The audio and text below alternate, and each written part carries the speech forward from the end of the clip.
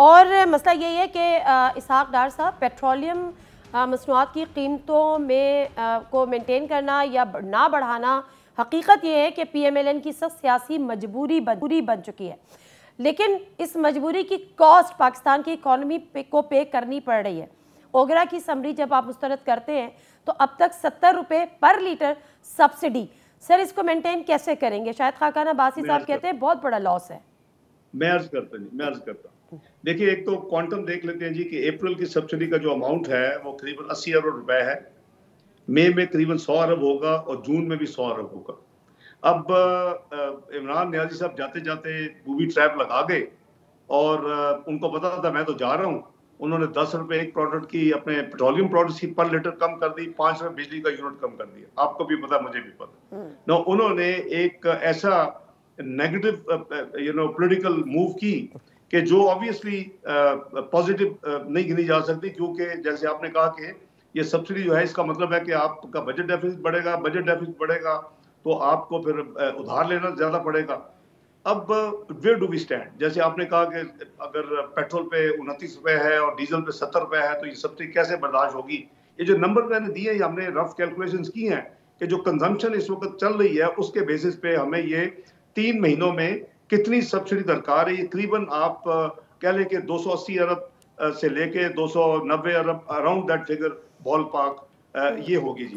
अच्छा, अब सवाल ये है कि क्या ये अवाम ने डॉलर की कीमत 185 रुपए पे जाने दी थी इमरान नियाज़ी हुकूमत में? क्या वो वजह नहीं है? अगर वो 160 का होता तो शायद आपको आज सब्सिडी की जरूरत ना होती। तो ये जो मिसमैनेजमेंट है गवर्नमेंट की पिछली की, जो इनकॉम्पिटेंस है, वो हमें अब we should have a heart and we should think कि क्या अवाम की जितनी उनके ऊपर बोझ पड़ चुके हैं, एक हुकूमत जो जा चुकी है उसकी गलत पॉलिसीज की वजह से, उसकी इनकॉम्पिटेंस की वजह से, उस हुकूमत में जो माफियाज थे, शुगर माफिया, आटा माफिया, अद्वियात माफिया, क्या ये आने वाली हुकूमत, ये हमारे लिए बहुत मुश्किल फेज में हम गुजरे आजकल, चंद दिन हो गए कि जी इतने बड़ी अवाम के ऊपर जो तबाही है वो तो खुद तो उन्होंने अपने हाथ पे डाली, वो तो जाहिर है कि जो भी हुकूमत है वो जिम्मेदार है। अब वो जिम्मेदारी के साथ साथ वो जो स्टेट ऑफ अफेयर छोड़ गए हैं, अब गुजारिश ये है कि हमें अवाम का भी देखना पड़ेगा। ठीक है कि हम रेवेन्यू ओरिएंटेड हैं, हो सकता है कि इसका एक हल ये निकल सकता है, लाउड थिंकिंग है, मेरी पर्सनल राय है, इसको आप ये ना समझें कि ये PMLN की तरफ से है। मैं अपने जवाबदीद पे ये एक सजेस्ट कर रहा हूँ कि ये बोझ जो है अवाम के ऊपर एक नहीं डाल सकते आप। नंबर 2, ये बोझ जो है ये फेडरेशन और प्रोविंसेस, जाहिर है कि इस्लामाबाद में सारा कंजम्पशन नहीं होती पूरी पेट्रोलियम प्रोडक्ट्स की, तो आप इसको शेयर कर लें, फॉर हेवन सेक आप उसको शेयर कर लें एक पीरियड के लिए, लेट से कि 30 जून तक शेयर कर लें और आप अपने अखराजात दूसरे को कम कर लें। आप इस बर्डन को शेयर करके अवाम पे ऊपर मिनिमम बोझ डालें, यानी हो सकता है 5-10 रुपए इस तरह। अगर आप 70 रुपए एक गो में बढ़ाएंगे, इसका एक स्पाइरल इफेक्ट होगा महंगाई के ऊपर। आपके तमाम किराए बढ़ जाएंगे, आपकी तमाम जो खाने पीने की अशिया जो ट्रांसपोर्टेशन कॉस्ट है वो बढ़ जाएगी। तो एक आपकी नई वेव आएगी। जो अभी आप करीबन 13-14% महंगाई पे चल रहे हैं, कंज्यूमर प्राइस इंडेक्स, ये शायद आपकी जाकर 15-16% पे चली जाए। उसके नतीजे में आपको इंटरेस्ट रेट बढ़ाने पड़ेंगे। ये इससे विशेष सर्कल। तो हम ऑब्वियसली सारे अपने मुस्लिम लीग नून जो है वो दूसरी जमातों के साथ प्राइम मिनिस्टर शहबाज शरीफ साहब मशवरा करेंगे। हमारी आपस में भी कंसल्टेशन हो रही है कि हम नहीं चाहते कि अवाम के ऊपर कोई ज्यादा बोझ इन हालात में डाला जाए, जो मेन जिसकी वजह है कि पिछली हुकूमत की नकमापन था और जो वो जिस स्टेट में इकोनॉमी छोड़ के गए। तो हमारी एक तरफ अवाम के साथ हमदर्दियां हैं, हमारी पूरी कोशिश है कि हम इसका हल ऐसे निकालें कि अपने अखराजात को कम करें, इस बोझ को हम पूरे का पूरा अवाम पे ना डालें और इसको हम अपने जो अलाइज हैं, जो गवर्नमेंट का हिस्सा है, उनसे भी बातचीत कुछ हमने शुरू किया, कुछ करेंगे और हम इसका हल निकालने की कोशिश करेंगे।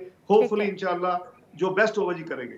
तो सर इसका फार्मूला क्या होगा? आप ये कह रहे हैं कि सिंध की हद तक तो समझ में आता है, पंजाब में भी समझ में आता है, आपकी अपनी हुकूमत है, सिंध में जिनकी हुकूमत है वो आपके अलाइज है, लेकिन खैबर पख्तूनख्वा में PTI की हुकूमत है, बलूचिस्तान में भी ठीक है आप अपने सेटलमेंट कर सकेंगे, लेकिन इसका फार्मूला क्या होगा? NFC अवार्ड में डिडक्शन होगा या सूबे अपने अखराजात कम करके वफाक को पे करेंगे? मैं अर्ज करता हूँ, देखिए इसका बड़ा सिंपल फार्मूला है। बात यह है कि हमने ट्रैक्टर स्कीम पाकिस्तान में फेडरल गवर्नमेंट ने दी, जो हमारी हुकूमत 20, 13, 18 में, वो अपना हम भी उसमें पैसे डाल लेते, सूबे भी डाल लेते, और जो अल्टीमेट फार्मर था उसकी मदद हो रही थी। हमने खाद भी इसी पार्टिसिपेटिव फॉर्मूले के तहत हम अपनी हुकूमत में हमने किया। हमने पाकिस्तान की तारीख का सबसे बड़ा जो एग्रीकल्चर पैकेज है वो हमारी हुकूमत में मियां नवाज शरीफ साहब की याद में हमने 351 बिलियन का दिया, जो आज तक लोग याद करते हैं। तो इसका फॉर्मूला ये होगा कि देखिए, जैसे मैंने अर्ज किया कि ये सारा जो पेट्रोलियम प्रोडक्ट्स हैं वो पूरे पाकिस्तान में इस्तेमाल होती हैं। उसका इजीएस्ट फार्मूला ये हो सकता है कि जिस एनएफसी अवार्ड की रेशो में आमदनी जो पाकिस्तान की होती है, जो सूबे और वफाक शेयर करता है, जो रफली अपना 42.5 फेडरल गवर्नमेंट है, 57.5 सूबे हैं, ये एक्चुअली अदर वे राउंड हुआ था 2010 से ऑनवर्ड्स। तो हम उस रेशो में अगर ये बोझ उठा लें तो हम अवाम को इस बोझ से बचा सकते हैं। अब आ जाती है आपकी बात के केपीके में, अगर कोई सूबा नहीं डालने के लिए तैयार होगा तो फिर उस सूबे में जो इन चीजों की कीमतें जो वो अपना वफाक अपना हिस्सा डाल देगा, उतने हद तक जो सूबा नहीं देगा और अपने अवाम सूबे की अवाम पे जुल्म करना चाहेगा, तो फिर उस हद तक उनकी अगर पार्टिसिपेट नहीं करेंगे, मैं लाउड थिंकिंग कर रहा हूँ, तो फिर वहां उतनी कीमत आपको बढ़ानी पड़ेगी। ये नहीं हो सकता कि ये सारे का सारा बोझ फेडरल गवर्नमेंट उठा ले और ये पूरे पाकिस्तान में इसके बेनिफिशियरी होंगे पाकिस्तानी अवाम होने चाहिए, क्योंकि ये एक्स्ट्रा ऑर्डिनरी वक्त है। ये उसी तरह का वक्त है जैसे कोविड के बाद एक वक्त आया था दुनिया में, तो दुनिया में हुकूमतें बाहर निकलने में मदद की। इस वक्त पाकिस्तान की हुकूमत पे ये कोविड की तरह की एक आफत आ चुकी है और इसको हमें बड़ी केयरफुली हैंडल करना चाहिए और फिर हमें अपनी करेंसी को स्टेबल करना चाहिए, अपनी इकोनॉमिक पॉलिसीज को ठीक करना चाहिए, अपनी स्पेस को।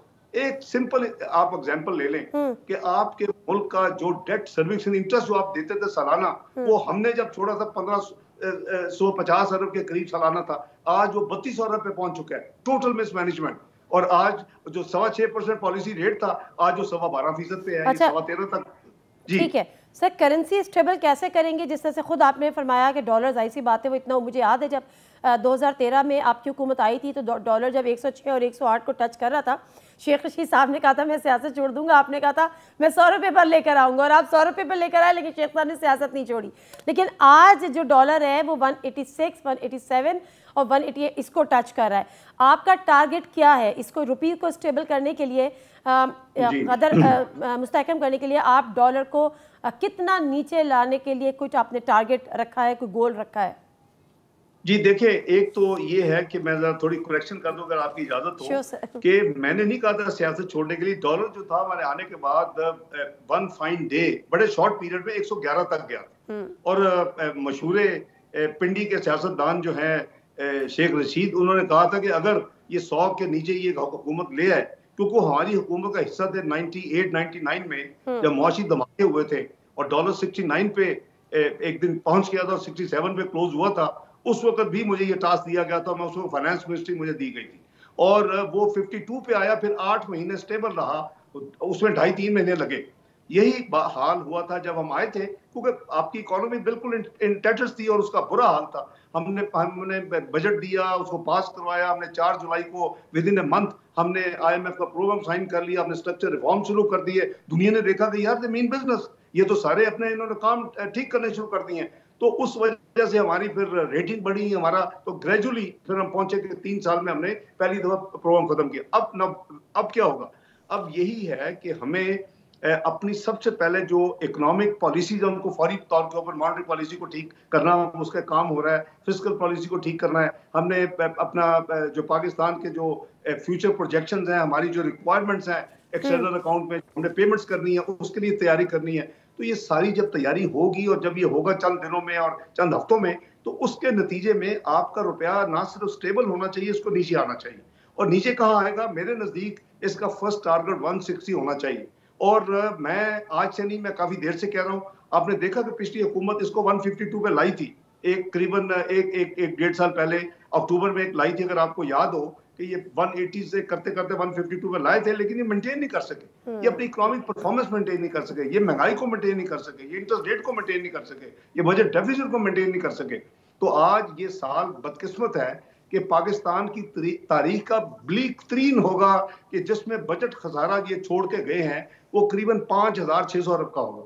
नाउ दिस मीन कि आप ये कर्जा नया ऐड करेंगे इस साल, तो ये तबाही की यही फार्मूला है। और इसी वजह से हमारी जो मईशत की हालत है वो इसी वजह से क्या है कि management was not there at all, nobody was bothered.